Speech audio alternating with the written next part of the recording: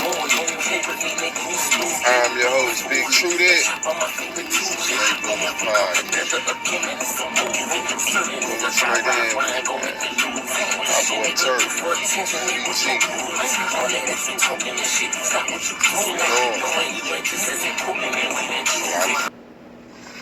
I'm your host, Big True That, and this is the Late Bloomers Podcast.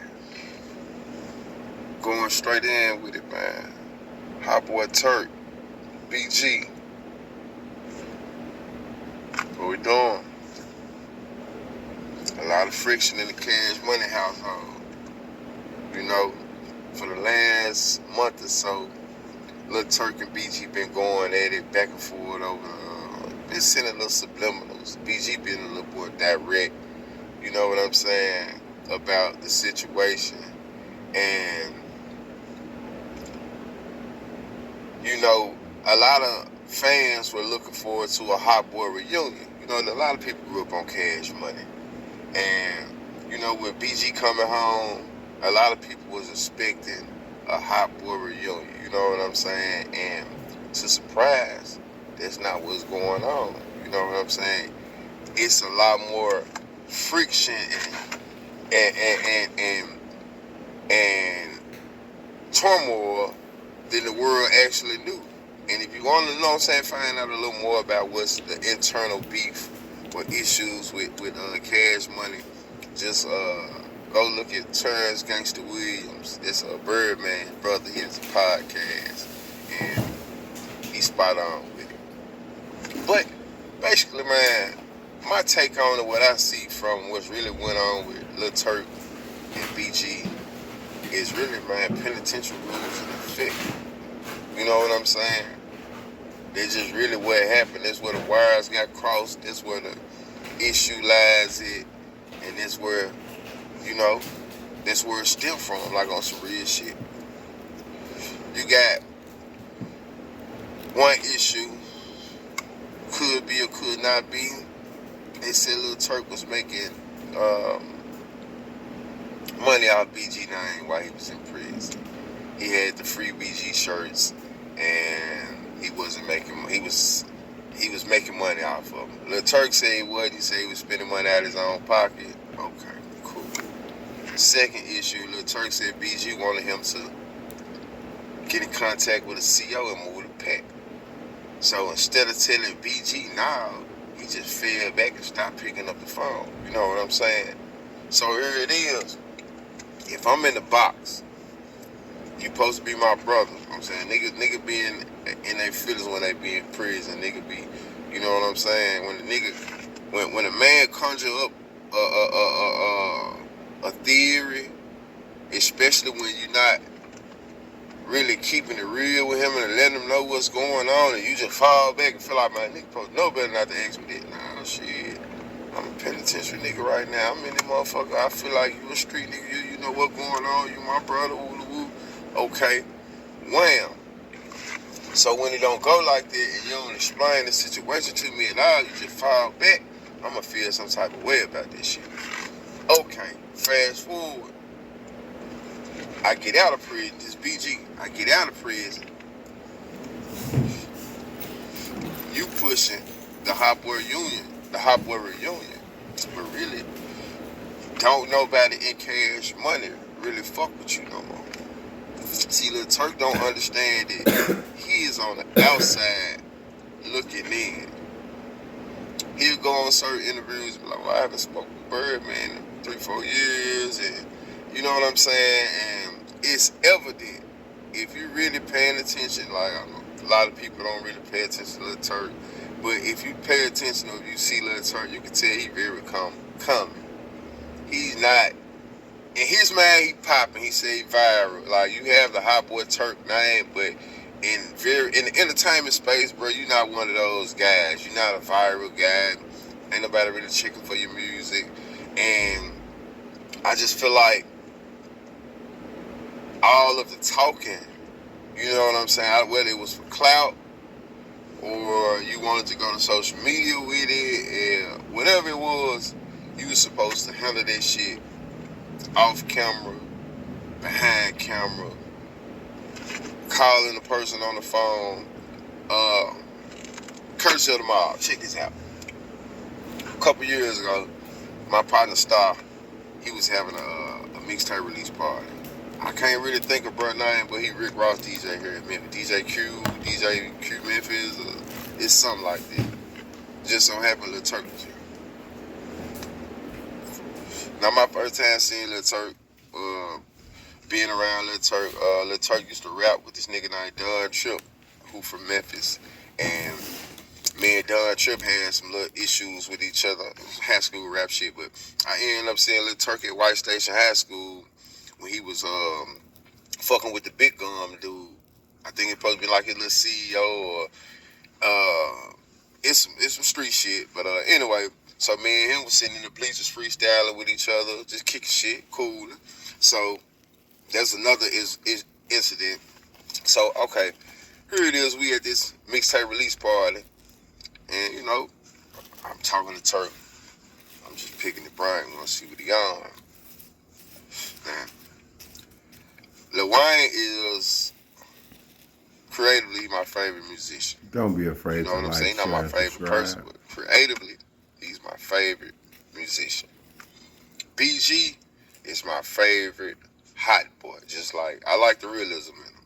I grew up on Louisiana shit. Grew up in the bottom. My family still in Louisiana. Okay, so if you know how I fuck with Louisiana. Okay, cool. So he get to speaking about Lil Wayne and how basically he just be trying to get around Lil Wayne to see what's up with him, and he trying to. It was basically, I could tell from the conversation, he was on the outside looking in. He was like, man, Lil Wayne just weird, bro, weird. He don't even talk. He really ain't the same nigga, you know what I'm saying? So, man, I just be trying to, man, work my move. You know what I'm saying? I do have receipts. I can go find the pictures where I was around Lil Turk. But in saying this shit, you know, I'm looking at Lil Turk. I got my little star to chain out because I had just got out of prison. So I'm looking at Lil Turk. This when he had the whatever the charm was. I'm looking at him like, man, they got 4-5 stones missing in it. You know what I'm saying? But this supposed to be Lil Turk. So I automatically get the, like, damn, my little charm look better than his. You know what I'm saying? Like, bro, really ain't got nothing going on. You know what I'm saying? He got something going on, but at the same time, he didn't capitalize off his name. He is the least favorite hot boy, the least successful hot boy, the least talented hot boy. So it's like when you come out and you sue the CEO,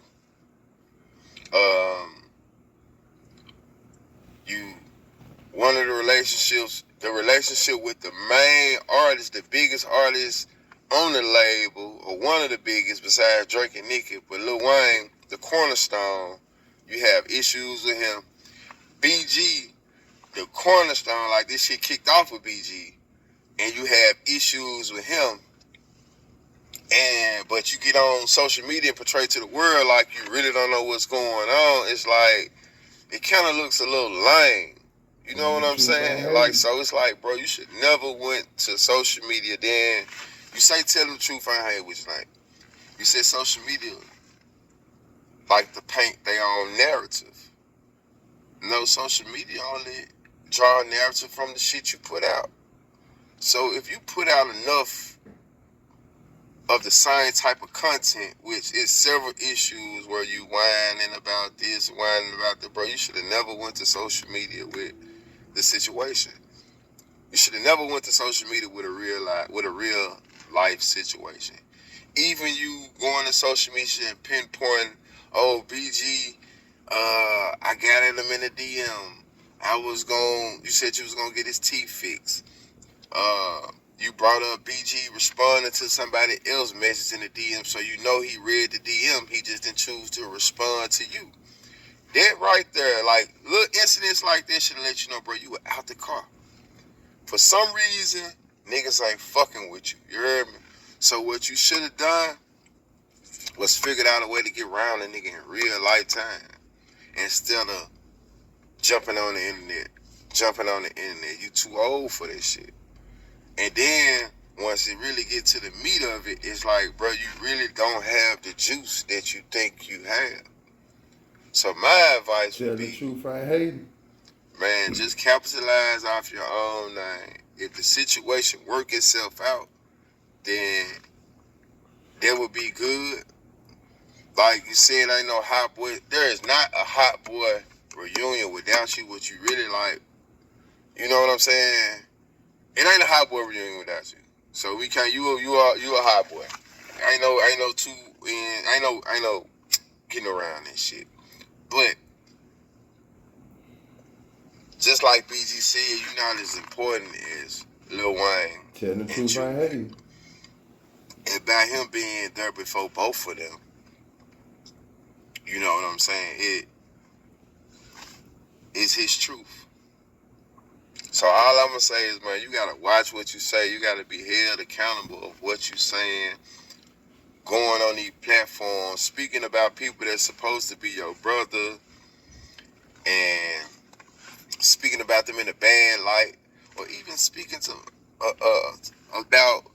about people that you love and endure to completely strangers, just casting a bad light on them. Because words have power, and shit can always come back to haunt you or hurt you in a sense. And then you be looking like a goofy and making it seem as though you really don't know where it come from. And it's like, it's two sides to every story, then it's the truth, man. So that's my take on it, man. You played yourself out of pocket with all of the talking and the interviews, and you know what I'm saying, just not getting at a nigga for real. So, do I think it's gonna be a hot boy reunion? Yeah.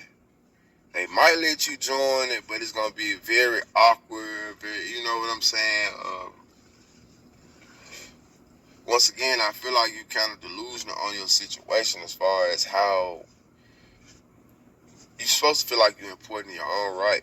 But just to the entertainment world, like, I don't feel like it's a wave or a mass of people who just, you know what I'm saying, let's hurt. So in this sense, man, you have to, don't look at it as like you big as you really are. Because in a sense, like, you know, you making moves. But, like, just listening to you, like, you are the least favorite hot boy, though, man. Like, real shit. And this from a person that grew up on the Hot Boys. We fuck with your verses on that. You know what I'm saying? But you just gotta stop talking so much, man. Stop talking, put your head down, man, and get on your business. You know what I'm saying? It's cool to be outside and it's cool to be not to be in the huddle no more. Just own this shit and stand on it and stop going on platforms begging, pleading, acting like you don't really know what's going on. And I feel like, man, shit'll be alright. I'm your host, Big True That. Like, share, and subscribe. I am your host, Big True That. Like, share, and subscribe. This episode was brought to you by Wizard Cleaning Service. No job too big or small. Residential and commercial cleaning. Cush Out Studios is in effect. Get with me.